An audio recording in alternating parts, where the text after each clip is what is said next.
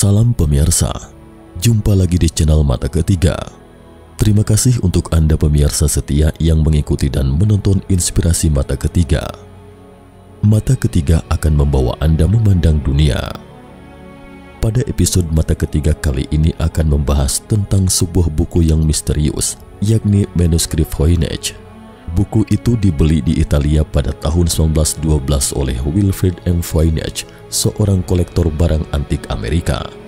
Setiap halamannya dibuat dengan menggunakan kulit anak sapi atau lembu. Disebut misterius karena tak seorang pun yang mengerti bahasa yang digunakan dalam manuskrip setebal 240 halaman itu. Itu bukan bahasa bumi yang kita kenal. Awalnya buku itu diperkirakan berasal dari wilayah Eropa dan ditulis antara abad 15 hingga 16 Masehi. Pada tahun 2011 melalui penanggalan karbon, manuskrip tersebut diketahui dibuat antara tahun 1404 hingga 1438. Selain didominasi oleh beberapa tulisan dengan huruf dan bahasa yang tak dimengerti, di dalamnya juga terdapat beberapa gambar ilustrasi yang tak kalah misteriusnya. Di beberapa halamannya tergambar dengan jelas beberapa jenis tumbuhan yang tidak dikenal. Saat ini para ilmuwan menduga teks buku itu mirip dengan bahasa Arab, namun buku itu ditulis dari kiri ke kanan.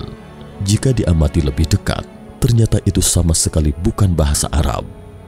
Beberapa karakter terlihat seperti angka dan banyak kata yang diulang, dan buku itu terdapat sampul yang tampak bersih, tetapi tidak ada judul di atasnya. Juga tidak ada nama penulisnya. Sekilas tampak mirip garis-garis naskah. Entah siapa penulis naskah lines atau garis-garis naskah dan untuk apa. Demikian juga dengan buku manuskrip tersebut. Tapi tidak seperti garis-garis naskah, manuskrip Voynich ditulis dengan pena bulu. Sejak penemuannya, manuskrip Voynich telah menarik banyak kriptografer, ahli bahasa, penulis dan kaum cendekiawan untuk menelitinya, tapi naskah kuno itu sampai sekarang belum bisa ditafsirkan dan diketahui, bahkan setelah 1 abad lamanya. Melalui analisis gambar-gambar pada buku tersebut, para ilmuwan menduga manuskrip tersebut terdiri dari sejumlah bab botani, astrologi, medis, biologi, kosmologi, juga farmasi. Beberapa gambaran lainnya memperlihatkan gambaran yang sepintas terlihat seperti peta gugusan objek antariksa seperti planet dan galaksi, serta terdapat gambaran lainnya, termasuk beberapa ilustrasi sekumpulan wanita telanjang yang sedang berendam di suatu kolam pemandian. Karena keunikan buku tersebut, ada yang menilai buku tersebut merupakan referensi alkimia karena alkimia sangat populer di abad pertengahan. Sementara itu ada juga yang berspekulasi itu adalah buku yang ditulis oleh alien. Makhluk yang terdapat di dalam buku sama sekali bukan manusia bumi. Namun juga ada yang menduga itu adalah warisan dari peradaban zaman kuno. Sebagian besar ahli berpendapat itu bukan buku biasa karena dari tampilannya dibuat dari kulit lembu yang harganya sangat mahal pada masa itu. Setiap halaman buku tersebut terdapat ilustrasi, teksnya tersusun rapi, terkesan sosok orang yang menulis buku itu tahu apa yang dia tulis. Jika buku itu sengaja ditulis semuanya, jelas akan berpengaruh pada tata penulisannya, jadi bisa dikesampingkan buku itu tidak dibuat secara serampangan. Dalam beberapa tahun terakhir, para ilmuwan telah menyortir dan menganalisis semua karakter pada manuskrip tersebut dengan bantuan kecerdasan buatan dan menemukan frekuensi kosakata di dalamnya sesuai dengan Zipf's Law atau hukum Zipf. Hukum Zipf adalah manifestasi yang lebih akurat dari 80/20. Prinsip 80/20 menyatakan bahwa 20% penduduk dunia menguasai 80% kekayaan dan 20% kota metropolitan dihuni 80% penduduk. Ini dalam hukum alam. Bahasa manusia juga sesuai dengan hukum alam. Sebuah artikel misalnya 100 karakter mengandung 80% atau kata dengan frekuensi tinggi 20%. Teks di manuskrip tersebut sesuai dengan hukum Zipf yang menunjukkan bahwa itu adalah bahasa alami.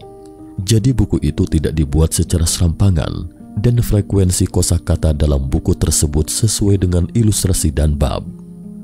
Ada yang menduganya tipuan belaka alias hoax dengan menuding buku itu buatan Voynich sendiri. Namun Dr. Marcelo Montemuro dari University of Manchester dan Dr. Damian Zanet dari Centro Atomico Bariloche e Institut Balseiro Argentina yang mempelajari manuskrip tersebut secara luas menepis klaim tersebut. Semua teori tersebut ternyata memiliki satu kesamaan, mengingat waktu, uang, dan hal-hal rinci yang diperlukan untuk membuatnya. Tidak ada satupun teori yang menyatakan jika Voynich manuskrip adalah buku yang dibuat sebagai lelucon. Jaringan semantik yang kami dapatkan dengan jelas menunjukkan kata-kata yang berkaitan cenderung memiliki kesamaan struktur.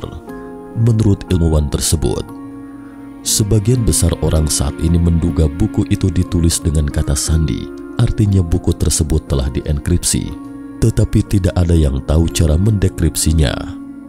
Namun dengan membandingkan bahasa dari berbagai negara, orang-orang menemukan bahwa satu kata wanita dalam bahasa Italia sangat mirip dengan struktur pada ilustrasi, tetapi proses dekripsi selanjutnya menemui jalan buntu.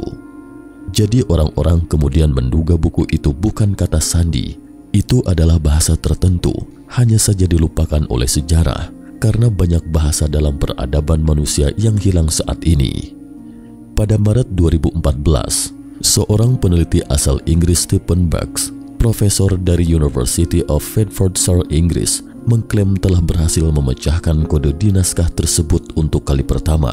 Ia mengaku menerjemahkan naskah tersebut dengan analisis linguistik.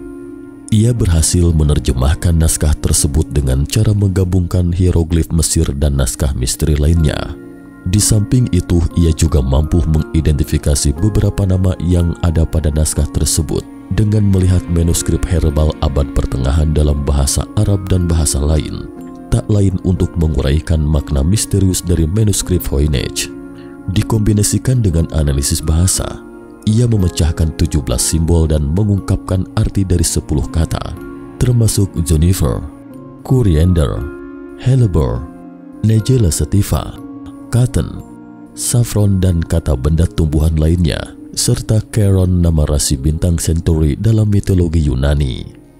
Bucks juga menjelaskan bahwa manuskrip tersebut merupakan kitab yang berisi tentang pengobatan herbal masa medieval atau pertengahan serta berisi tentang penyimbolan zodiak. Terakhir dengan mengutip kata profesor sebagai kesimpulan, buku tersebut tidak berasal dari planet asing atau mahakarya penyihir atau semacamnya. Pada dasarnya itu adalah buku tentang alam. Jika tidak, bagaimana mungkin lukisan-lukisan itu penuh dengan tumbuhan dan berbagai bintang? Banyak di antaranya menunjuk pada tumbuhan dan jenisnya tidak terduga. Saya rasa naskah itu berasal dari Asia. Bahasa di manuskrip itu unik dan tulisannya sangat nakal, seakan berasal dari Middle Earth atau dunia tengah. Demikianlah misteri manuskrip Voynich dan bahasanya yang sudah punah. Menurut Anda, mungkinkah akan ada bahasa yang hidup kembali ketika manuskrip itu berhasil dipecahkan? Nah pemirsa, itulah jabaran singkat mengenai manuskrip Voynich. Di episode berikutnya Mata Ketiga akan menyajikan kisah-kisah baru yang lebih menarik. Jika Anda menyukai video ini, jangan lupa klik like, subscribe, dan share. Jangan lupa kunjungi selalu channel Mata Ketiga untuk mengetahui informasi tentang peristiwa misterius lainnya. Jika Anda punya usul dan pendapat, silakan tinggalkan komentar. Terima kasih dan sampai jumpa lagi di episode berikutnya. Salam.